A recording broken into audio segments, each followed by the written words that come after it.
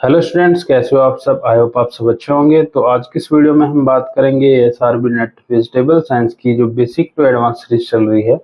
आज उसका part 34 discuss किया जाएगा। और स्टूडेंट्स, आप सभी को कल एसआरबी की तरफ से जो है एक नोटिस भी मिल गया होगा कि जिसमें जो आपका एसआरबी नेट का एग्ज़ाम है वो कुछ समय के लिए स्थगित कर दिया गया है। और उसका कारण भी ठीक है, क्योंकि कुछ दिन से आपने देखा होगा कि जो तेज बारिश है वो काफ़ी हो रही है और लगभग सभी स्थानों पर जो है बारिश देखने को मिल रही है। इसीलिए स्टूडेंट्स को ज़्यादा परेशानी ना झेलनी पड़े एक तरीके से, क्योंकि स्टूडेंट्स जो एग्ज़ाम है वो काफ़ी दूर दूर भी है, किसी का थोड़ा पास हो या किसी का दूर भी है। तो इस वजह से देखते हुए जो एसआरबी आपका बोर्ड है उन्होंने कुछ समय के लिए आपका जो एग्ज़ाम है वो स्थगित किया हुआ है। इसकी जो न्यू डेट है वो जल्दी ही आपको देखने को मिलेगी। तो आप अपनी तैयारी में अच्छे से बने रहिए। आप तैयारी में बिल्कुल भी ढील मत छोड़िए, क्योंकि जो आपका एग्ज़ाम है इसमें ज़्यादा डिले नहीं रहेगा। इसमें लगभग लगभग आपका 1 हफ्ता या 10 दिन का समय जो है दे सकते हैं। तो आप अपनी तैयारी को अच्छे से बनाए रखेंगे। तो इसी के साथ स्टार्ट करते हैं आपका आज का एमसीक्यू नंबर आपका 34। ठीक है। तो इसका फर्स्ट क्वेश्चन है, the dormancy breaking in yams is done by. तो याम में कौन सा जो आपका हार्मोन है वो डोरमेंसी ब्रेकिंग के लिए यूज किया जाता है। इसका राइट आंसर रहेगा आपका ऑप्शन बी, यानी कि एथिलीन क्लोरोहाइड्रिन। ठीक है, ये आपकी जो याम्स क्रॉप होती है उसमें डोरमेंसी ब्रेकिंग का काम करता है। नेक्स्ट है, मेट सब्रे of taro is due to deficiency of. मेट सब्रे क्या है, एक फिजियोलॉजिकल डिसऑर्डर है तारो यानी कि कोलोकेशिया में। ठीक है, डिसऑर्डर फिजियोलॉजिकल डिसऑर्डर है। मेट तारो यानी कि जो अरबी होती है, ठीक है, सॉरी, तारो जो क्या होती है, अरबी। अरबी जिसको आप नॉर्मल भाषा में अरबी बोलते हो।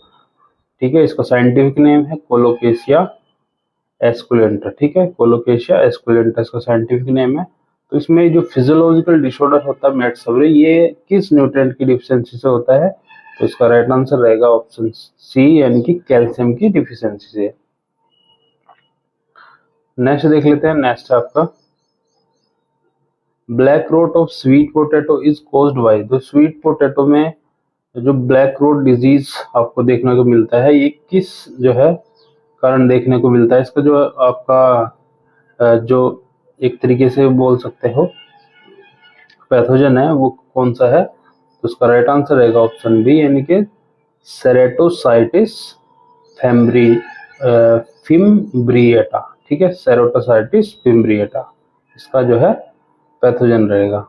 नेक्स्ट है, Shri Padma is a variety of which vegetable crop. जो श्री पद्मा है ये किस वेजिटेबल्स की जो है वैरायटी है। तो उसका राइट आंसर रहेगा आपका ऑप्शन डी, एलिफेंट फुट याम की। तो ये वैरायटी भी काफ़ी ज़्यादा एग्जाम्स में पूछी गई है। जो प्रीवियस ईयर एग्जाम्स थे आपके नेट के, उनमें 2 से 3 एग्जाम्स में ये जो आपकी श्री पद्मा वैरायटी है रिपीट क्वेश्चन आता रहता है। तो अच्छे से इसको नोट कर लीजिएगा।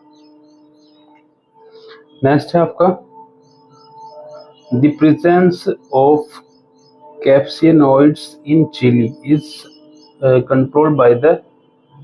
इसमें जीन दिए गए हैं। तो जो आपकी प्रेजेंस होती है कैप्सिनोइड्स यानी कि कैप्साइसिन जो चिली में रहती है चरपराहट के कारण।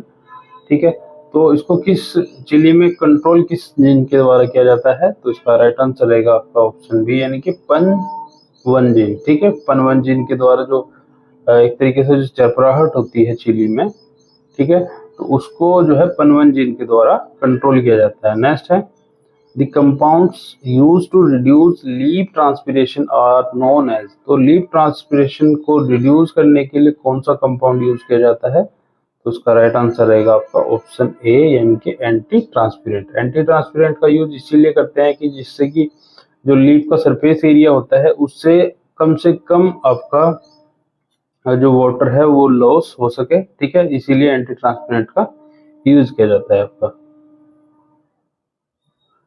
नेक्स्ट आपका, विच of the following is example of anti transparent. यहाँ पे एंटी ट्रांसपेरेंट का एग्जांपल पूछ लिया फिर से। तो उसमें जो राइट आंसर रहेगा ऑप्शन डी, यानी कि जो आपका PMA है, एस्पिरिन है, ABA एब्सिसिक एसिड है, एस्पिरिन है, ठीक है, पॉलीमेथाइल एसीटेट, ये तीनों ही आपके क्या है, एंटी ट्रांसपीरेंट्स का काम करते हैं। नेक्स्ट है which of the following an anti gibberellic hormone, तो यहाँ पे एंटी जिब्रेलिक पूछ लिया है, तो एंटी जिब्रेलिक हार्मोन कौन सा होगा यहाँ पे, तो इसका राइट आंसर रहेगा ऑप्शन सी, यानी कि साइकोसेल। ठीक है, साइकोसेल क्या है, एक एंटी जिब्रेलिक हार्मोन। और जिब्रेलिक का क्या काम रहता है आपका, जो जिब्रेलिक हार्मोन्स होता है इसमें जैसे जर्मिनेशन में आपका जो सीड होता है उसके जर्मिनेशन में बढ़ावा देता है, ठीक है। और बाकी जो डोरमेंसी ब्रेकिंग का कार्य भी ये करता है जिब्रेलिन आपका।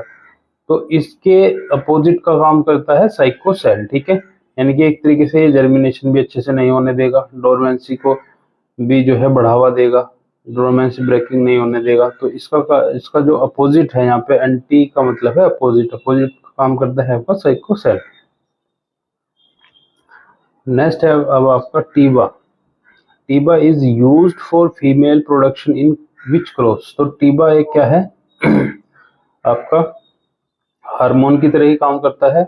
तो इसका यूज किया जाता है फीमेल फ्लावर प्रोडक्शन के लिए, यानी कि कोई भी क्रॉप्स है जैसे आपकी चिली है, ठीक है, ठीक है, और आपकी कुछ और भी क्रॉप्स है। तो यहाँ पे यही पूछ रहा है कि कौन सी क्रॉप्स में आपका ये जो टीबा है, जैसे चिली की बात करें तो चिली में ज्यादातर फीमेल प्रोडक्शन के लिए आपका NAA यानी कि नेप्थलीन एसिटिक एसिड यूज किया जाता है। इसी प्रकार जो आपकी वाटरमेलन है, ठीक है, वाटरमेलन में आपका जो टीबा हार्मोन्स है वो फीमेल प्रोडक्शन के लिए यूज किया जाता है। तो इसका राइट आंसर रहेगा ऑप्शन डी आपका, ठीक है।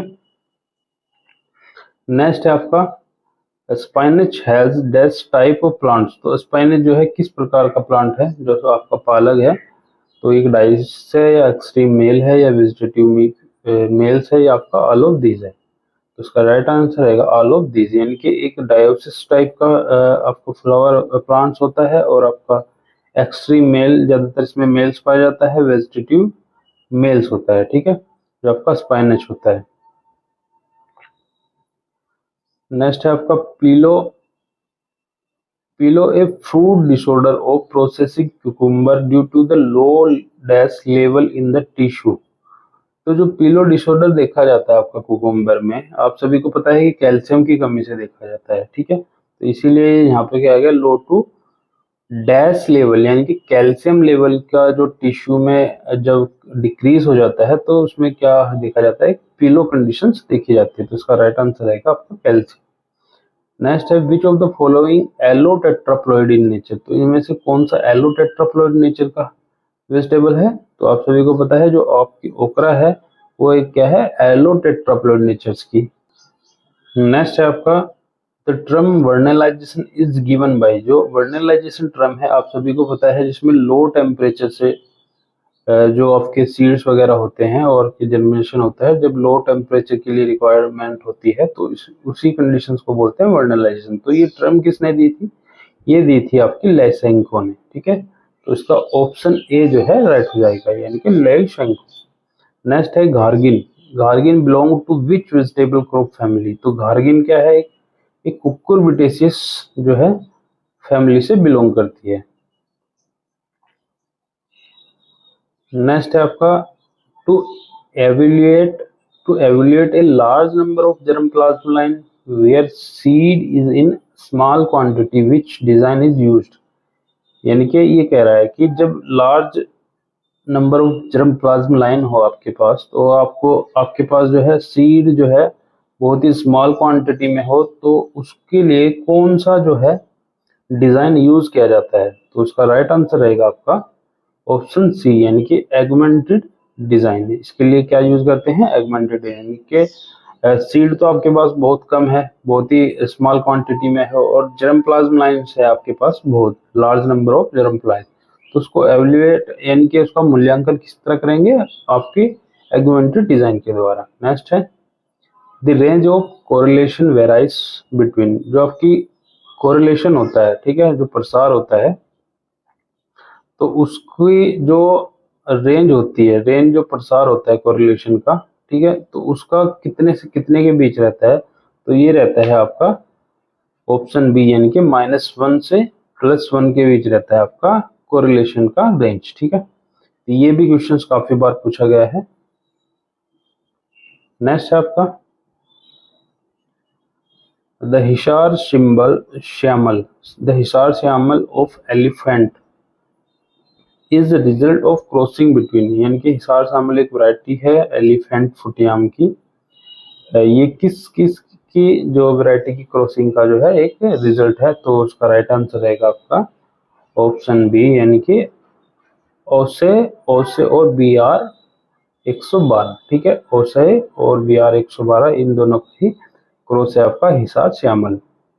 नेक्स्ट है जैलोपिनो बिलोंग टू, तो जैलोपिनो क्या है, एक आपकी जो कैप्सिकम यानी कि जो आपकी मिर्च है, कैप्सिकम की एक वैरायटी है आपकी जैलोपिनो। ठीक है, तो इसका राइट आंसर रहेगा आपका ऑप्शन सी, यानी कि कैप्सम एनम। तो ये कैप्सम एनम जो आपकी फैमिली है, सॉरी आपकी ब्रीड है कैप्सिकम एनम, उसी से बिलोंग करती है आपकी जैलोपिनो।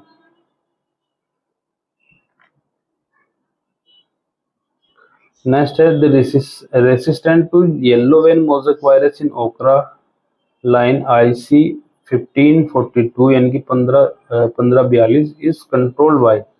तो जो आपकी येलो वेन मोज़ेक वायरस है ओकरा का, वो जो आपकी ये वैरायटी है IC 1542 में कंट्रोल किसके द्वारा होता है, तो इसके राइट आंसर रहेगा आपका ऑप्शन बी, यानी कि 2 रेसेसिव जीन के द्वारा जो आपकी IC 1542 है, इसमें येलो वेन मोज़ेक का कंट्रोल किया जाता है। ठीक है, नेक्स्ट है isolation distance for certified seed production in French bean. तो फ्रेंच बीन में आइसोलेशन डिस्टेंस कितना रखा जाता है, यहाँ पे हम बात करेंगे फाउंडेशन और सर्टिफाइड की। ठीक है, फाउंडेशन और सर्टिफाइड, तो सर्टिफाइड पूछा गया है, तो सर्टिफाइड के लिए तो रहेगा आपका 25। ठीक है, और फाउंडेशन के लिए रहेगा आपका 50। ठीक है, सर्टिफाइड के लिए 25 मीटर और फाउंडेशन के लिए रहेगा आपका 50 मीटर। तो ऑप्शन बी इसमें राइट हो जाएगा आपका। तो ये थे आज की सीरीज के टोटल क्वेश्चंस। आई होप आपको अच्छे से समझ आए होंगे। और अगर हमारी सीरीज जो चल रही है बेसिक टू एडवांस सीरीज, इसमें जितनी भी वीडियोस अभी तक आ चुकी हैं, वो अगर आपको अच्छी लग रही हैं तो ज़्यादा से ज़्यादा क्या करना है, आपको चैनल को सपोर्ट करना है, सब्सक्राइब करना है और अपने दोस्तों के साथ भी शेयर करना है। तो इसी प्रकार आपके लिए वीडियोस आती रहेंगी। और हाँ, एक और चीज़ बात बताना चाहूँगा कि आप अपनी तैयारी को बिल्कुल भी ना छोड़ें, क्योंकि आपके एग्जाम्स में ज़्यादा समय नहीं है। आपको लगभग आपका 10 या 12 ही दिन मिलेगा। तो अपनी तैयारी को अच्छे से बनाए रखिए। आपकी तैयारी को बूस्ट करने के लिए और ज़्यादा टाइम मिल गया, तो अपनी तैयारी को जो है एक अच्छी से दिशा दीजिए और अपना जो समय है, बहुत ही कीमती समय चल रहा है, इसको अच्छे से लगाइए और इसी प्रकार तैयारी करते रहिए। तो आज की वीडियो में इतना ही, मिलते हैं किसी नेक्स्ट वीडियो में, तब तक के लिए थैंक यू, धन्यवाद।